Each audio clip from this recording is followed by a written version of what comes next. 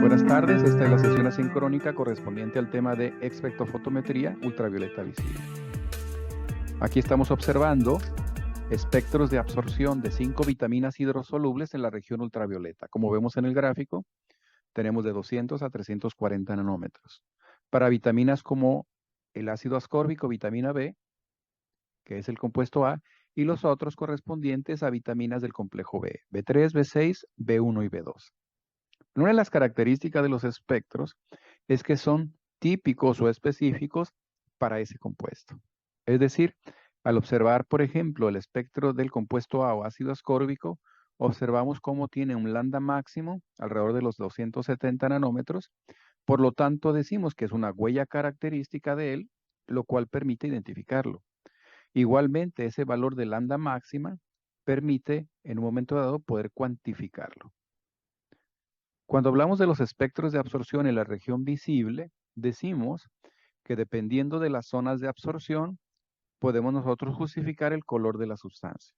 Por ejemplo, en el caso del azul de metileno, vemos que las zonas de máxima absorción se dan en la región de los amarillos, naranjas, rojos, mientras que en el ultravioleta y el azul se observa una absorción baja o pobre, lo cual justifica el color del azul de metileno.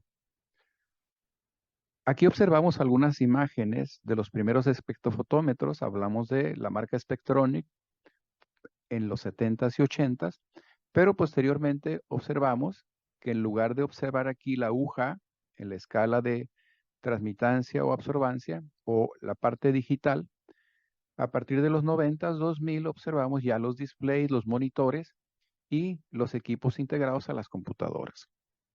Los componentes básicos del espectrofotómetro son la fuente emisora de luz, el selector para usar determinada longitud, la muestra donde vamos a ubicar la celda. Una vez que esa luz incidente atraviesa la muestra, esa luz tiene que ser convertida de energía luminosa eléctrica, que es la función del detector, y posteriormente esa señal enviada al registrador. La espectrofotometría es una técnica que finalmente mide la luz absorbida a través de la sustancia. O, en el caso de la detección de energía a través del detector, es la luz que logra atravesar y en función de la luz transmitida podemos estimar la luz absorbida. Esto tiene la utilidad para el análisis cualitativo o cuantitativo de una sustancia. Y aquí vemos nuevamente los componentes básicos de un espectrofotómetro. Cuando hablamos del espectro de absorción, nos estamos refiriendo propiamente al gráfico, al comportamiento gráfico de la absorción en diferentes regiones del espectro, es decir, en este caso, de los 200 a los 320 nanómetros, lo cual hace necesario que el equipo haga un barrido o escaneado y lecturas de absorbancia a diferentes longitudes de onda. En este caso estamos observando dos espectros de sustancias distintas, el espectro azul, espectro de absorción con lambda máxima o zona de absorción máxima alrededor de los 200 y con una pequeña señal de absorción alta alrededor de los 275.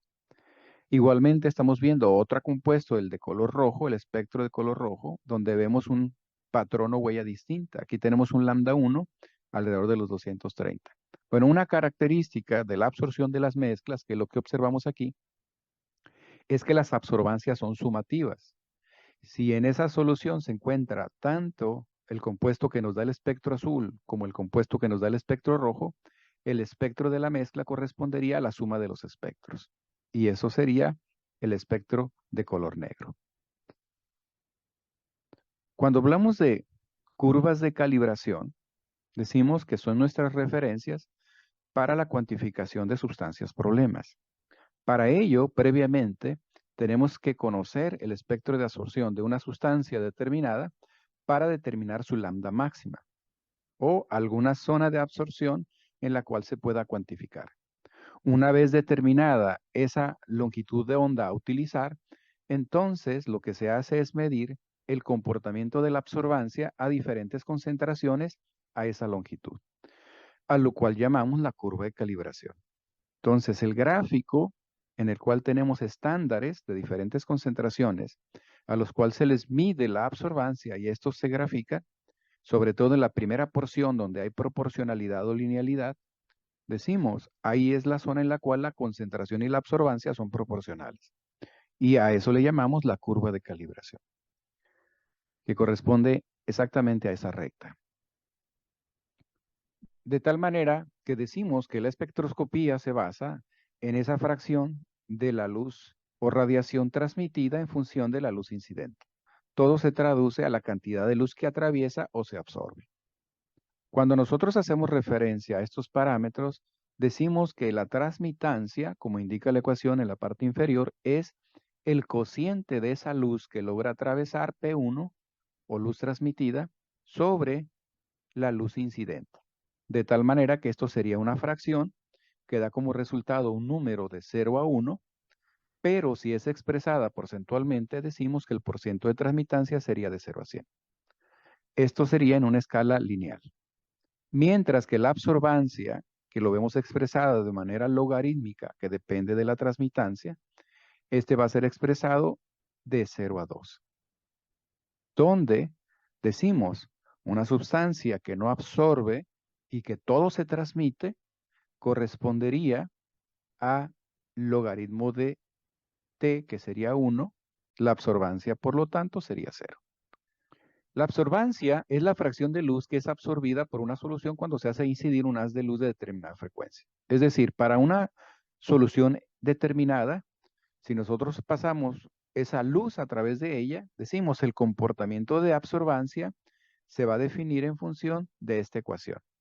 Decimos la absorbancia es un parámetro adimensional sin unidades que dependería teóricamente del épsilon, que corresponde al coeficiente de absorción molar o al coeficiente también llamado de extinción molar en unidades molaridad -1, centímetro a la -1.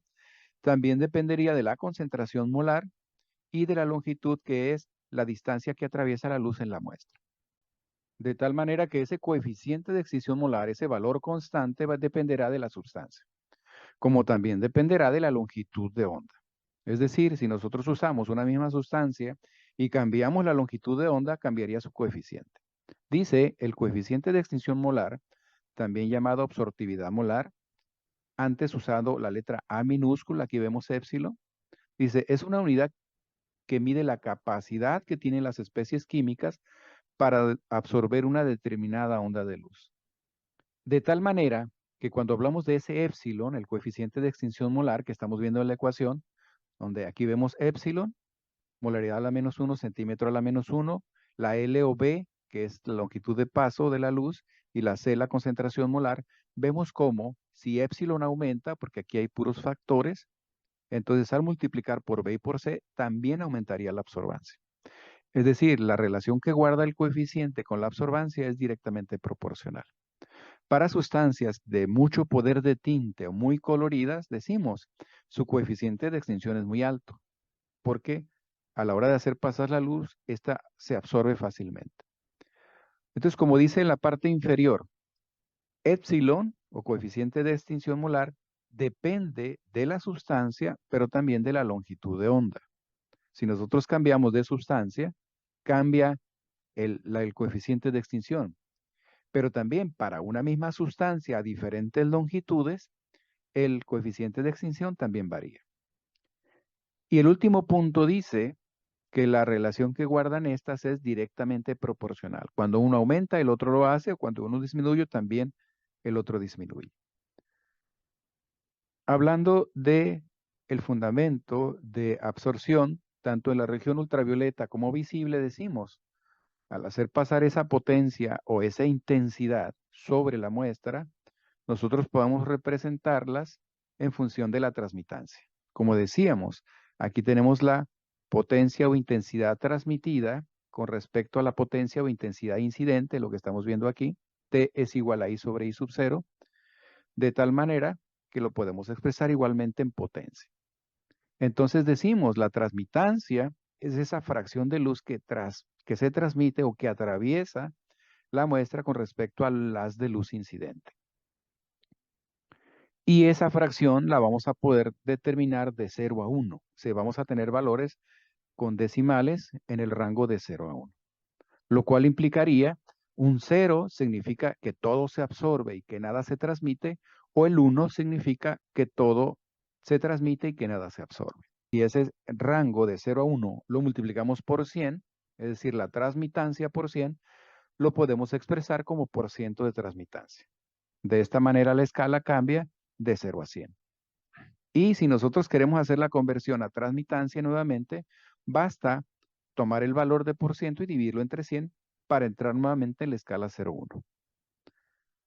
Muy bien, eso es con respecto a transmitancia. Cuando hablamos de la absorbancia, nos apegamos a estos dos principios, la ley de Lambert, la ley de Beer, que posteriormente llamaremos la ley de Lambert-Beer.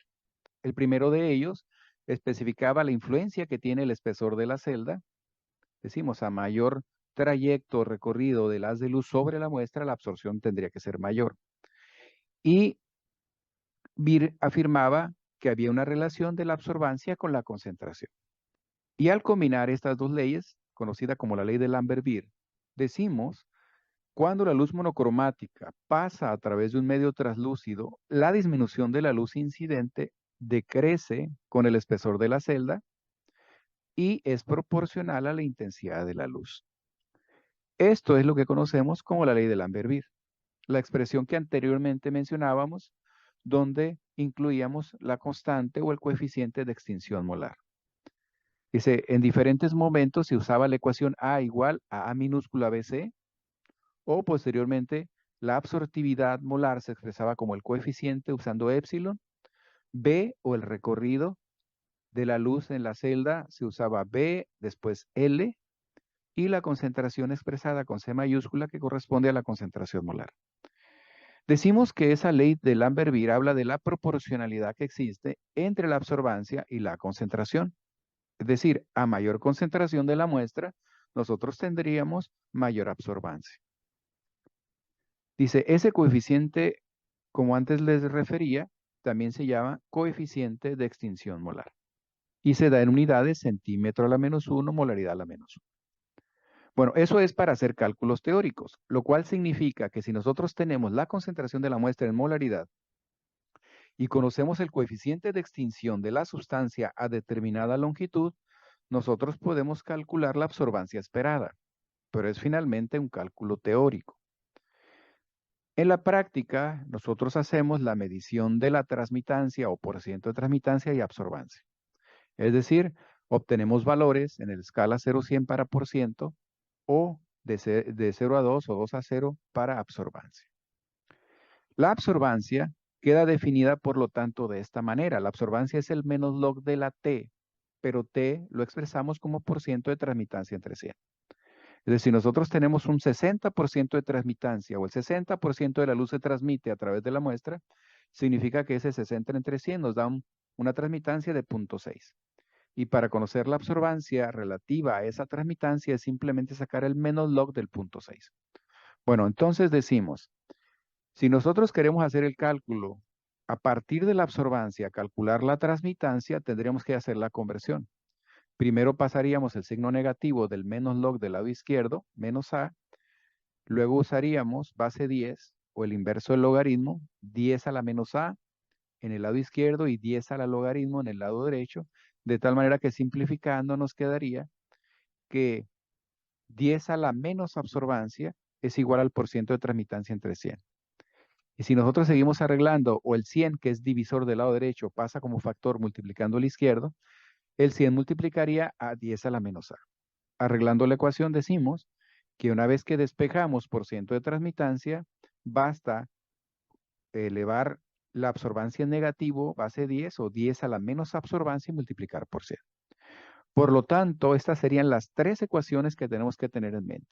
La primera, la ecuación teórica de la ley de Lambert-Beer, que dice absorbancia es igual a coeficiente de extinción por concentración por longitud, que en el caso de épsilon decimos va a estar en unidades molaridad centímetro a la -1, molaridad -1, centímetro a la -1, concentración en molaridad, y la longitud es constante, generalmente 1 centímetro.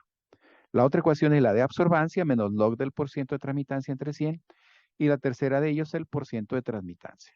Es decir, al conocer la absorbancia, podemos calcular, en este caso, la transmitancia o el %. Al conocer el %, podemos calcular la absorbancia, o al conocer el coeficiente de extinción y la concentración, podemos teóricamente estimar una absorbancia. Para este ejemplo, mencionaremos el dicromato de potasio. Es una sustancia soluble en agua de fórmula K2CR2O7 y ahí lo que estamos observando son diferentes estándares de esta solución. Vemos en la parte superior cómo el dicromato es de color naranja, que al disolverlo en agua, nosotros obtendríamos una solución muy colorida naranja, pero al hacer diluciones podemos tener una gama de colores y estos corresponderían a los estándares de concentración conocida.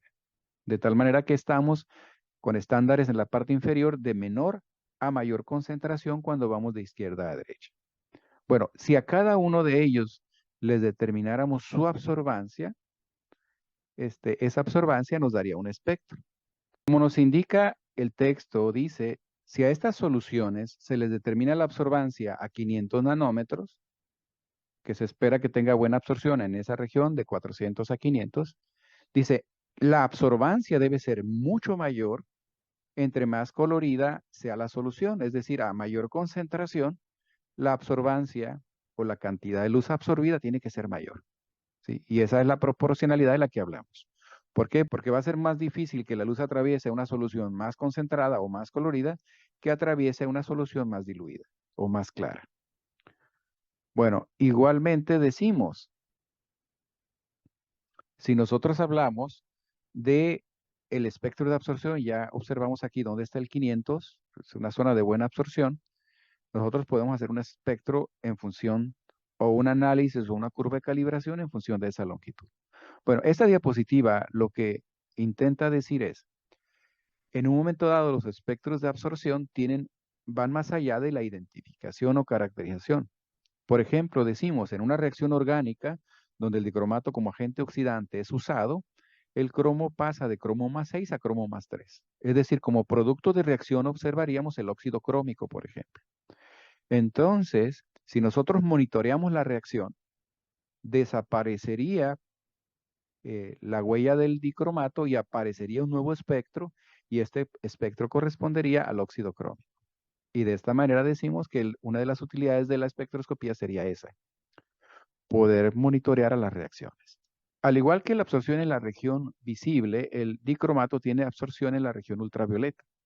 Aquí estamos observando, por ejemplo, que tiene un lambda máximo a 2,57, igualmente una zona de buena absorción a los 3,50. Entonces vamos a asumir que estamos estudiando el dicromato y lo vamos a hacer en la región ultravioleta.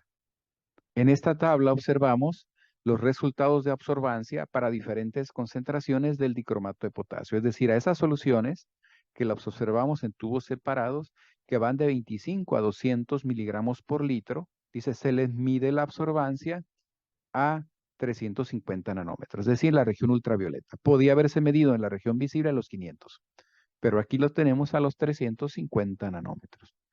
Entonces, lo que vamos a decir es que a menor concentración tenemos un valor de absorbancia, eso lo da el equipo, ya sea por ciento de transmitancia o observancia, que es lo que tú le vas a pedir, a 50.535, a 100, 1.070, a 150, 1.6 y a 202.1. En esta diapositiva estamos observando cómo se comporta la absorción del dicromato de potasio a 350 nanómetros, es decir, en la región ultravioleta, donde tenemos los estándares que van de 25 a 200 y el equipo nos arroja resultados de absorbancia de 0.26 hasta 2.1. Teóricamente, la absorbancia puede registrar valores de 0 a 4, pero los valores de utilidad serían de 0 a 2. Bueno, entonces decimos, a 200 miligramos por litro, la absorbancia es demasiado alta, que está por encima de 2 y nos da ese valor, 2.1. Ahora, la intención es que ustedes lo grafiquen y para ello yo voy a hacer la demostración. Voy a abrir Excel, entonces lo que voy a hacer es una captura de pantalla y lo siguiente que voy a hacer es ilustrar cómo se grafica una curva de calibración, que es la representación de las absorbancias de una solución, dice, a diferentes concentraciones de los estándares. Ok, ya estamos en el Excel. Entonces voy a pegar esa tabla con la intención solamente de tomar los valores. Para ello tengo que teclearlos. Y vamos a tener, solamente voy a poner aquí en el cabeza de columna la concentración, aunque no lo voy a usar en la gráfica, miligramos litros, y en la otra sería absorbancia. Y voy a teclear los valores. Sería 25, 50, 100, 150 hasta llegar a 200. Y las absorbancias a esos valores o a esas concentraciones 0.267, 0.535, 1.07, 1.605 y 2.14. Bueno, una de las observaciones iniciales que debemos de tener en cuenta es que al observar, por ejemplo, esta concentración de 25, voy a eliminar la información que está aquí que no la ocupo.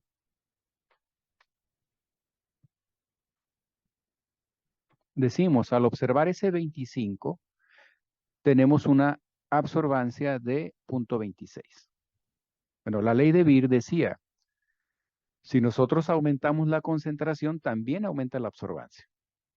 Es decir, la concentración, en este caso, se duplica a 50, observamos que sí aumenta la absorbancia, pero no solamente aumenta, sino que también se duplica. Estamos en 0.26 y el doble de 0.26 anda alrededor de es 0.52 y en el cálculo debe ser algo similar. Es decir, si yo multiplico 0.267 por 2, el resultado es 0.534 y es el valor muy próximo que tenemos aquí. Es decir, al aumentar la concentración, también aumenta la absorbancia. Pero no solamente eso, sino al aumentar en determinado grado, se dobla, se triplica, etcétera, en ese mismo grado va a ser el aumento. En este caso, se dobla la concentración, se dobla la absorbancia. Y eso lo vamos a observar en la curva de calibración como una línea, como una recta. Bueno, una vez tabulado, ¿qué es lo que estoy haciendo?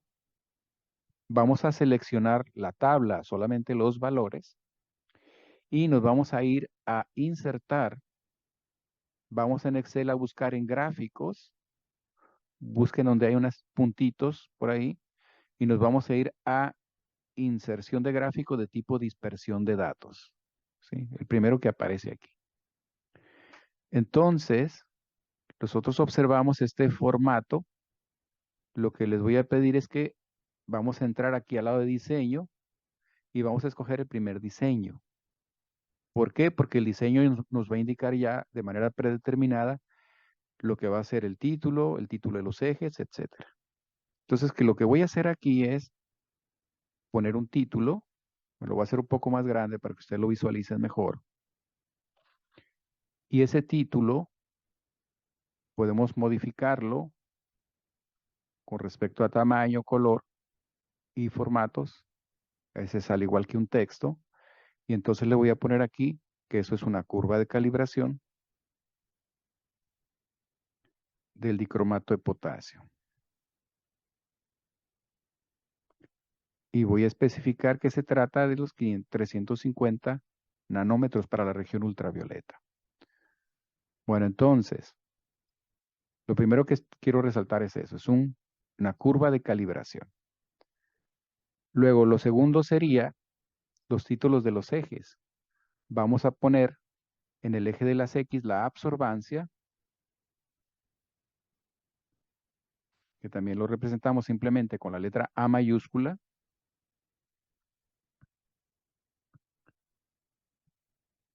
Para el eje X corresponde la concentración de los estándares en unidades de miligramos por litro de solución. Y en el eje Y estamos observando la absorbancia. Bueno, entonces ya se graficó en la forma de dispersión de puntos. Bueno, una vez que tengamos el formato, vamos a ir sobre los puntos, botón derecho, le vamos a dar formato a los datos. Nos vamos a venir a este icono de relleno y vamos a ir a marcador. Y en el marcador, si le doy opción, yo puedo en la opción integrado hacerlo un poco más grande y cambiar el color y la forma del punto. En este caso, le puedo dar un color diferente en relleno, que para el caso voy a darle un color rojo. Bueno, ya tenemos los puntos visibles y ahora lo que vamos a hacer es generar la recta. Estando sobre los puntos o los datos, botón derecho, nos vamos a ir a agregar línea de tendencia. Y en línea de tendencia nos aseguramos de que esté la selección lineal, que corresponde a un gráfico de línea, de recta, y vamos a pedir la ecuación del gráfico, igualmente la regresión. Y vamos a cerrar esta ventana. Estamos observando aquí la ecuación de la recta. Les voy a hacer un poco más grande para poder visualizar la ecuación en la cual estamos observando que la ecuación general de la recta y igual a mx más b, y corresponde a los valores de absorbancia, la pendiente 0.0107, por x, que corresponde a los valores de concentración, menos es el punto en el cual la recta cruza el eje y. En este caso, cruza prácticamente en el 0, 0. Con una regresión lineal o r cuadrado igual a 1, que indica la linealidad de esa recta. Es decir, al trazar la recta, esta pasa por los puntos. Si esos puntos están dispersos, entonces la regresión baja. Lo ideal es estar muy próximo a 1. Una regresión, por ejemplo, de 0.99 sería ideal. Bueno, entonces partimos de la ecuación de la recta, que significa que si yo quiero cuantificar una muestra problema a partir de esta curva de calibración, lo que vamos a hacer es una interpolación. Entonces vamos a asumir que nosotros tenemos para una muestra problema una absorbancia de 0.76. Eso es la absorbancia de una muestra problema. Y entonces es claro observar que si tenemos una absorbancia en el rango de absorbancias de la curva de calibración, nosotros estaríamos en este rango de 0.5 a 1, por lo tanto la concentración de la muestra problema debiera estar entre 50 y 100 miligramos por litro. Pero ¿qué es lo que hacemos? Lo podemos hacer usando la ecuación o lo podemos hacer gráfico. Usando la ecuación diríamos, tenemos un valor de absorbancia que en la gráfica o en la ecuación corresponde al eje Y. Es decir, conociendo Y, nosotros vamos a calcular X. Lo que implica que si conocemos Y, el menos 0.0003 constante pasa al lado izquierdo sumando y el 0.0107 pendiente pasa dividiendo. De esta manera, lo voy a escribir un poco a la derecha, decimos X ser igual a el valor de Y, luego le sumamos la constante 0.0003 y el factor de la variable X, que sería la pendiente, sería el divisor. Por lo tanto, entre 0.0107. Esa sería la ecuación despejada para X. Por lo tanto, ese sería el cálculo que tendríamos que realizar. Una vez sustituyendo Y, es decir, tenemos la absorbancia asignada de 0.76 menos 0.0003 constante entre la pendiente 0.0107. Eso nos da una concentración de 71 miligramos por litro. Por lo tanto, esa sería la concentración que corresponde a la absorbancia de 0.76. Eso es utilizando la ecuación. La otra manera gráfica que tiene más incertidumbre o más error sería venirnos al valor de la escala en absorbancia. Aquí lo que voy a hacer es insertar una forma, una línea, Y desde la absorbancia punto 76, digamos aproximadamente aquí, nos iríamos a la recta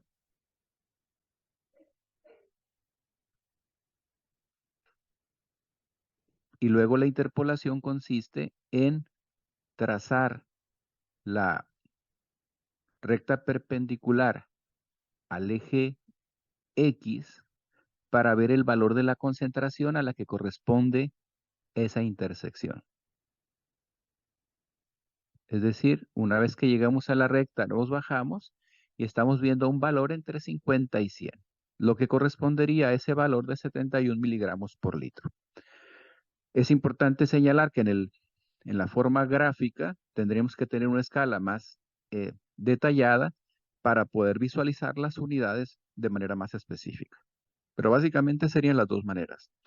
Una, y la más práctica, es a partir de los datos que correlacionan a los estándares con las absorbancias, y una vez trazado el gráfico y obtenida la pendiente, desde ahí, desde la ecuación, podemos sustituir la y, es decir, las absorbancias de los problemas. Bueno, continuamos. En el caso de los ejercicios, yo les pediría algo similar. Bueno, voy a continuar aquí, en el cual, si queremos visualizar mucho mejor el gráfico, estos valores de escala los podemos hacer un poco más grandes. Igualmente, si estamos en la escala, botón derecho, nos vamos al formato de eje. Ahí podemos generar las divisiones, inclusive las unidades mayor o menor de la escala. Visualmente yo puedo poner, por ejemplo, visualizar las líneas o inclusive las etiquetas que corresponderían, o las marcas de graduación que corresponderían a las líneas. Las voy a agregar de tipo principal y secundario. Y estamos viendo unas pequeñas líneas aquí. Igualmente podemos darle formato al eje. Si pido una línea sólida, en lugar de gris, un color negro, entonces podemos visualizar mucho mejor la escala. Por eso mismo lo podemos hacer para el otro eje. Entonces voy a pedir una línea de color oscuro.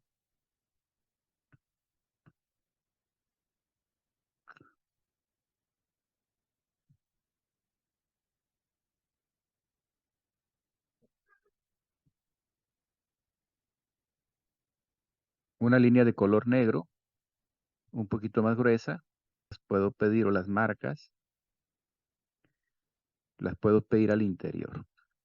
Si nosotros quisiéramos cambiar la escala, por ejemplo, donde dice opción de eje, yo tengo valor mínimo 0, valor máximo 250 para el eje X. Me lo puedo mantener porque yo estoy entre 25 y 200, igual puedo cambiar a 200. Y en el caso de las unidades, dice 50, aquí puedo cambiar a 25, por ejemplo, y la unidad menor a 5.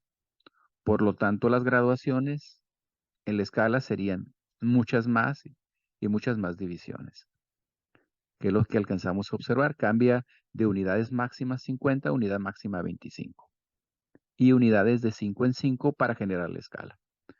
Bueno, de esta manera nosotros le vamos a dar formato al gráfico, inclusive el texto le podemos dar color, podemos mover el letrero, le voy a dar un color llamativo, digamos, marrón, perdón, un color al letrero marrón.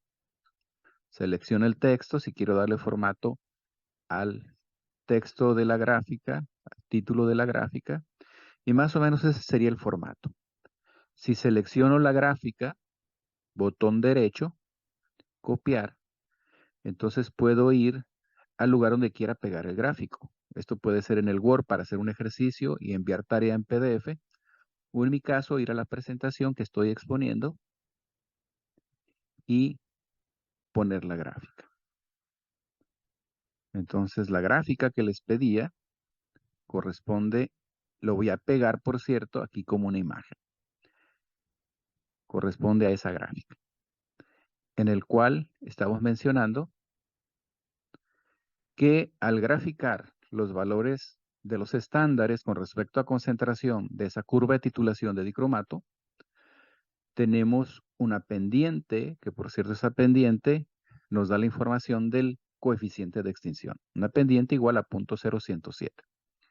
Bueno, esa misma ecuación que ya la tenía previamente elaborada, ¿sí? Nos indica lo siguiente. Si nosotros establecemos la ecuación de Lambert-Beer, que nos habla de que la absorbancia es igual al coeficiente de extinción molar, antes llamado absortividad molar, por B, antes llamado L, que esa es la ruta o el camino que atraviesa la luz a través de la celda, que de manera estándar es 1 centímetro, y la concentración expresada en molaridad, decimos B es igual a 1 centímetro, y la concentración depende a qué concentración preparas tu muestra para hacer la medición, o qué concentración tiene la muestra a la cual le corresponde esa absorbancia. Por lo tanto, se establece esa correlación. Decimos que la absorbancia depende de la concentración. Y por eso hablamos de la proporcionalidad. Si aumentas concentración, también aumentas la absorbancia. Bueno, en el caso les comento que B es una constante, 1 centímetro, y por lo tanto la ecuación quedaría A igual a epsilon por C. Si nosotros vemos la ecuación general de la recta igual a Y igual a mx más B, o Y igual a mx más C, que es la constante de la ecuación, entonces decimos que si esa C en un gráfico se aproxima a 0, lo vamos a cancelar. De tal manera que Y es absorbancia, C es X y el epsilon correspondería a la pendiente. Simplemente en una comparación de ecuación, dice la absorbancia corresponde a los valores de Y, mientras que la concentración corresponde a los valores de X. De tal manera que el epsilon es la pendiente de la ecuación. Y de esta manera epsilon para esta solución de dicromato corresponde a 0.0107. Bueno, hablando de la absorbancia, decimos que es esa cualidad o propiedad que podemos medir en las soluciones que depende de la luz incidente, de la luz transmitida, que lo conocemos en su recíproco como la transmitancia. Si esa transmitancia, que es I sobre I sub 0, lo expresamos como porcentaje, decimos el porciento de la transmitancia entre 100, nos daría un valor de 0 a 1, donde la absorbancia es igual al menos log de la transmitancia. O como prácticamente manejamos la ecuación 1, decimos la absorbancia es igual al menos log del valor de porciento entre 100. Eso es para los cálculos que nosotros establecemos en la práctica. Mientras que la ecuación de Lambert-Beer establece una relación de proporcionalidad que tiene más intención de hacer cálculos teóricos que prácticos. Dices, en el sentido de que en la práctica manejamos concentraciones, absorbancias y transmitancias, esa es la ecuación número 1. Mientras que el valor de coeficiente de extinción que depende de una longitud de onda y de una muestra específica es un concepto más teórico, aunque igualmente lo podemos aplicar en la práctica. Bueno, cuando hablamos nosotros de los espectrofotómetros ultravioleta, vamos a decir que de los 5 componentes, el primero lo hace distinto a un espectrofotómetro visible con respecto a la fuente de luz. En este caso hablamos de un isótopo de hidrógeno, el deuterio, que nos genera en esa fuente luminosa longitudes de onda en el rango de los 190 a los 400 nanómetros. Entonces, la fuente de un espectrofotómetro UV es típicamente hidrógeno o el isótopo de hidrógeno llamado deuterio. Bueno, al hacer la comparación entre absorbancia y transmitancia, decimos la absorbancia es igual al menos log del porciento entre 100 y el porciento de transmitancia es el inverso del logaritmo, es decir, 10 a la menos a por 100. Bueno, en la escala inferior lo que estamos viendo es que si nosotros hacemos la correspondencia o la comparación entre un valor y otro, la escala de porciento de transmitancia va de 0 a 100. Por lo tanto, si nosotros hablamos del valor de 56%, entonces nosotros podemos decir cuál es su equivalente en absorbancia. Entonces decimos, en la escala del porciento va de 0 a 100, donde 100 significa que nada se absorbe, por lo tanto ahí sería 0 de absorbancia. Pero un valor bajo de absorbancia, digamos 1, eso nos daría, o digamos 0.1, eso nos daría absorbancia 2. Por ejemplo, decimos, si nosotros sustituimos en la primera ecuación de absorbancia y en la variable por ciento, nosotros decimos 100 entre 100, eso nos daría 1, y si aplico el menos logaritmo de 100 entre 100, o sea 1, eso nos daría un valor de absorbancia de 0. Pero si nosotros le damos un valor de por ciento de transmitancia 0, sería 0 entre 100, eso es 0. Y si nosotros sacamos el menos log de 0, eso nos ocasiona un error. Entonces no podemos sacar logaritmo al 0. Si el porciento de transmitancia corresponde al valor de 10, si el porciento de transmitancia donde está el puntero es 10, 10 entre 100 es 0.1, y entonces vamos a decir que va a ser el menos logaritmo de 10 entre 100 o 0.1, eso nos varía un valor de absorbancia igual a 1. Por eso en la escala superior aparece absorbancia igual a 1. Si el porciento de transmitancia es 50, entonces sería el menos log de 50 entre 100, es decir, 0.5.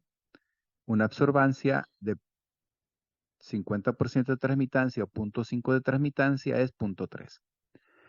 Pero si nosotros estamos hablando de un porciento de transmitancia del 1%, 1 entre 100, que eso sería la transmitancia, nos da 0.01, y decimos el menos log de 1 entre 100 o de 0.01, eso correspondería a un valor de absorbancia de 2. Es decir, si nosotros tenemos en la ecuación porciento de transmitancia entre 100, eso sería transmitancia. 100 entre 100, si es el máximo, sería 1, logaritmo de 1 nos daría 0. Y entonces eso es para el cálculo de absorbancia. Si queremos calcular transmitancia, decimos es el antilogaritmo o 10 a la menos a multiplicado por 100. Bueno, lo que estamos observando aquí es que vamos a tratar de ubicar en el ejercicio un valor de porciento de transmitancia de 56 y vamos a buscar el valor de absorbancia. Pero antes diremos, en la escala de transmitancia, que es una escala lineal, tenemos de 0 a 100, donde 100 es todo se transmite, nada se absorbe. Si nosotros introducimos el 100 en la primera ecuación entre 100 y 1, decimos logaritmo de 1, 0, por lo tanto el porciento de transmitancia 100 o 100% de transmitancia corresponde a 0 de absorbancia. Si hablamos nosotros, por ejemplo, de un valor muy pequeño de transmitancia, por ejemplo, el 1%, si lo sustituimos en la ecuación, 1 entre 100 es 0.01. Si sacamos el logaritmo de ese valor, vamos a obtener en la calculadora absorbancia igual a 2. Lo que significa que gran parte de la escala de absorbancia va de 0 a 2, pero vamos decreciendo de 2 hacia 0, donde 2 es el máximo de absorbancia. Si nosotros estamos por debajo del 1% de transmitancia, podemos llegar a valores hasta de 4, pero en la práctica la escala se da de 0 a 2. Dice, ¿qué pasa si nos sustituimos el 0 de transmitancia entre 100 da 0 y le sacamos logaritmo? Eso nos va a causar un error, lo cual significa que para porciento de transmitancia 0 no hay valor de absorbancia. La escala de absorbancia, que es logarítmica, está ligeramente recorrida. Bueno, de tal manera que si nosotros sustituimos 50 en la primera ecuación, 50 entre 100.5 y le sacamos logaritmo, eso corresponderá a una absorbancia de 0.3. Si nosotros nos vamos al 10% de transmitancia, 10 entre 100.1 y sacamos logaritmo, eso corresponde a una absorbancia de 1. Entonces claramente observamos cómo esa escala parte de unidades muy pequeñas. Si observamos la escala de 2 a 1, se da una gran cantidad de valores de manera logarítmica. Pero gran parte de la escala es del 10 al 100% y eso corresponde a valores de absorbancia de 1 a 0. Entonces vemos cómo, mientras que el porciento de transmitancia o la transmitancia se aumenta, la absorbancia se disminuye. Y el valor que nos propone el ejercicio, un porciento de transmitancia del 56, es decir, el 44% de la luz se absorbe, en la escala logarítmica de absorbancia sería 0.56 logaritmo negativo, eso corresponde a una observancia de 0.251. Lo que significa en la práctica que nosotros podemos tener para una misma absorción un valor referenciado como porciento de transmitancia en esa escala lineal o un resultado logarítmico expresado como absorbancia. Y eso es lo que estamos viendo nuevamente. Si no estamos hablando en el porciento de transmitancia a escala superior, de esta parte central, decimos que la absorbancia es muy pequeña. Bueno, entonces, hablando de la ley de Lambert-Beer, la absorbancia se puede determinar si tú conoces el coeficiente de extinción y si conoces la concentración de una solución. Para esto, decimos, tenemos que hablar de una sustancia en específico, porque dependes de su naturaleza, y también necesitas conocer ese coeficiente a determinada longitud de onda, porque si cambias la longitud, cambia el coeficiente. Entonces, bastaría conocer el coeficiente y la concentración de la muestra a esa longitud, donde L corresponde a 1 centímetro, y entonces puedes saber el valor de la absorbancia o estimar el valor de absorbancia teórico en función de ese coeficiente. Entonces, por ejemplo, ¿cuál es la absorbancia de una sustancia? Te da la concentración a esa longitud de onda, entendiendo que el coeficiente 7500 corresponde a la longitud de 450. ¿Qué vamos a hacer? Simplemente sustituir en la ecuación. Es importante aquí saber que en la ecuación de Lambert-Beer, la concentración debe estar en unidades de molaridad. Y sabemos que el coeficiente de extinción se expresa en unidades molaridad a la -1, centímetro a la -1. De tal manera que la absorbancia es igual a 0.18. Bueno, cuando hablamos de las partes del espectrofotómetro, hablamos de la lámpara o de la fuente, y antes de la muestra o de la celda hablamos del selector, que puede estar formado de diferentes componentes, entre ellos rejillas, prismas, pero básicamente lo que queremos decir es que el selector lo que hace es darnos la longitud que nosotros queremos que sea la absorbida por la muestra, a lo cual le llamamos la radiación monocromática, porque es una radiación, si hablamos en la región visible, de un color específico, ya que corresponde a una longitud de onda específica. Una vez que esa intensidad o potencia de salida o transmitida llega al detector, este se convierte en una señal eléctrica que va al registrador, que va a la pantalla, que va a formar un gráfico en el registrador. En el caso de la espectrofotometría visible, nosotros hablamos del tuxteno, wolframio, que esta es la fuente, que es el filamento, el resorte típico de los focos de casa, de la fuente capaz de generar radiaciones del rango de los 375 hasta los 2000 nanómetros. Mientras decía que en la región ultravioleta se usa el deuterio, que es un isótopo del hidrógeno. Igualmente puede haber otros para generar radiaciones del rango UV visible, como es el arco de xenón. Bueno, entonces podemos encontrar información detallada de esos diferentes fuentes posibles y los rangos para la generación de determinadas longitudes de ondas. Igualmente los usos característicos de cada una de esas fuentes. Cuando hablamos de los selectores de longitud, decimos, puede haber filtros de interferencia o también llamado el monocromador, que es básicamente la combinación de espejos y de prismas para hacer el fenómeno de refracción y hacer la longitud de onda. Las celdas o la composición de las celdas es importante porque no podemos usar la misma celda para medir en ultravioleta que para medir en visible. En las mediciones ultravioletas vemos en la tabla, se nos recomiendan materiales de cuarzo, mientras que en la región visible nosotros podemos usar celdas de vidrio, celdas de plástico, ¿sí? Principalmente. Si hablamos de los detectores, hablamos de diferentes componentes, fototubo, celda fotovoltaica o celda fotomultiplicadora, cuya función es que un haz de luz que logró atravesar a la muestra sea capaz de incidir sobre esa superficie, arrancar electrones y multiplicarlos para generar una señal eléctrica suficiente que ésta sea registrada, donde la señal eléctrica generada sea en función de la luz incidente.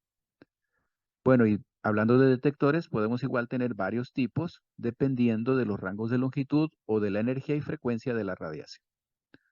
Bueno, Nuevamente, vamos a hablar de la curva de calibración.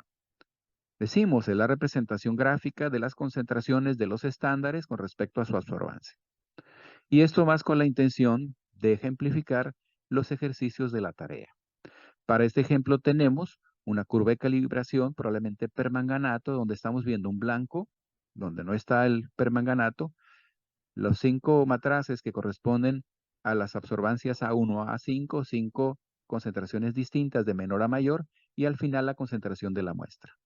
Entonces, para la preparación de esta curva de calibración, se dice que estamos manejando concentraciones de 1.25 hasta 20, en el cual, para cuestiones de comparación directa, decimos la concentración 1.25, el más diluido, se duplica a 2.5, por lo tanto esperamos, según la ley de la correspondencia, la ley de Lambert-Beer, entre absorbancia y concentración, si la concentración se duplica, la absorbancia debiera también duplicarse. Y así observamos que de 2.5 se duplica a 5, de 5 a 10 y 10 a 20.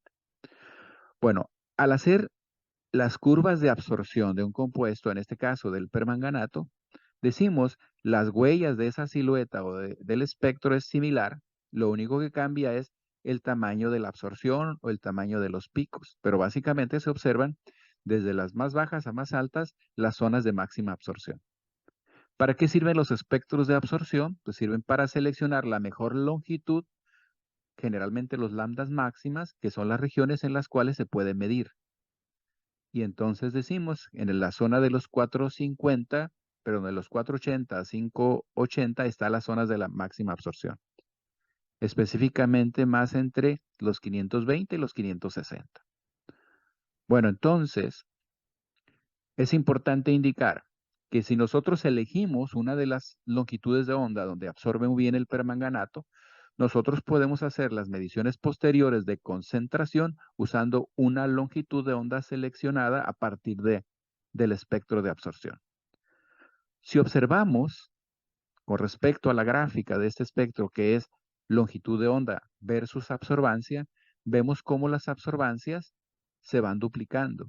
Por ejemplo, hay una línea en punto 4 y de repente es punto 8, lo cual implica es que la absorbancia es el doble o se duplica. O de punto 4 a 1.6, que es 4 veces más grande. Bueno, para establecer esa proporcionalidad que existe entre concentración y absorbancia, nosotros requerimos de hacer la curva de calibración. Y entendiendo sobre todo que la curva de calibración nos va a servir para determinar concentraciones de problemas. Esos valores sacados de esta misma gráfica nos indica que para una concentración baja de 1.25, nosotros tenemos una absorbancia de 0.105. Dice, ¿qué pasa si la concentración se duplica? 2.5 partes por millón de permanganato, pues prácticamente la absorbancia también se duplica. Y así sucesivamente. Si hablamos de 5, por ejemplo, en color verde, una absorbancia de 0.4 y pasamos de 5 a 20, 4 veces más concentrada, pues la absorbancia también pasaría de 0.4 a 4 veces más grande, que sería 1.6. Bueno, entonces lo que pretendemos plantear aquí es que es necesario para las curvas de calibraciones partir de una solución stock o solución original, solución madre. A partir de ahí preparar soluciones estándares. Si la solución es colorida, pues directamente podemos medir absorbancia. Y si no, nosotros podemos hacer reacciones para que nuestro compuesto lo podamos cuantificar de manera colorida en función del producto de reacción. O sea, cada uno de los estándares o productos de reacción de ellos le correspondería una absorbancia, la cual vamos a graficar en Excel, donde vamos a decir en un gráfico de dispersión, vamos a graficar el eje X concentración y el eje Y absorbancia. Nosotros podemos determinar el coeficiente de extinción a partir de la pendiente y a partir de la ecuación también las concentraciones de las muestras problema. Aquí tenemos ejemplos de curvas de calibración en el cual vemos cómo la pendiente es 0.0476, por lo tanto el épsilon, y a partir de ahí nosotros teóricamente podemos calcular concentraciones. O a partir de una muestra problema que es corrida junto con los estándares, nosotros podemos calcular la concentración X a partir de la Y, que es la absorbancia de la muestra problema. En la presente diapositiva vamos a observar lo siguiente. Si nosotros determinamos la concentración en análisis clínico, a diferencia de otras áreas donde usamos 5 estándares para curvas de calibración, en esta rama de la química, en análisis clínico, se utiliza generalmente un solo estándar. Entonces, por ejemplo, si nosotros hacemos la comparación de ese estándar o patrón, como le llaman aquí, si bastaría relacionar las absorbancias del problema sobre la absorbancia del patrón o solución conocida del estándar sobre la concentración del estándar. Esa es una simple correlación en base a esta ecuación.